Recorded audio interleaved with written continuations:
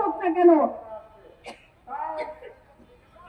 সবাই একটা সমমর্যাদা পাবেন, মানুষ হিসেবে মর্যাদা পাবেন, একটা সাম্যের সম অধিকারের দেশ প্রতিষ্ঠিত হবে।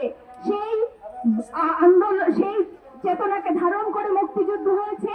বৈষম্যহীন বাংলাদেশের চেতনাকে ধারণ করে, গণতান্ত্রিক চেতনাকে ধারণ করে বারবারে বাংলাদেশে অভ্যুত্থান ঘটেছে।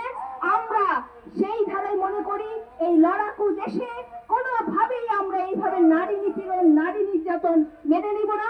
সকল প্রগতিশীল বিবেক বুদ্ধি সম্পন্ন মানুষকে আমরা এগিয়ে আসার আহ্বান জানাই। আসুন, বিচারহীনতার যে রেওয়াজ তৈরি হয়েছে তা ভেঙে দিই।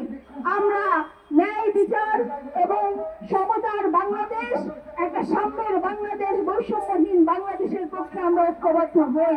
লড়াইয়ের ময়দানে প্রতিষ্ঠিত হবে নারী পুরুষ সকল মানুষের মর্যাদা নিয়ে বাঁচার অধিকারের একটি রাষ্ট্র এই বাংলাদেশ। সেই বাংলাদেশে প্রতিষ্ঠিত হবে বলে আমরা প্রত্যাশা করি। সবাইকে সেই আন্দোলনে সামিল হওয়ার আহ্বান জানিয়ে আমাদের সমাবেশের কাজ আমাদের এখানে শেষ হচ্ছে। আমরা এখন একটি বিক্ষোভ মিছিল নিয়ে আমাদের কার্যালয়ে যাব। সবাইকে সেই বিক্ষোভ মিছিলে অংশগ্রহণ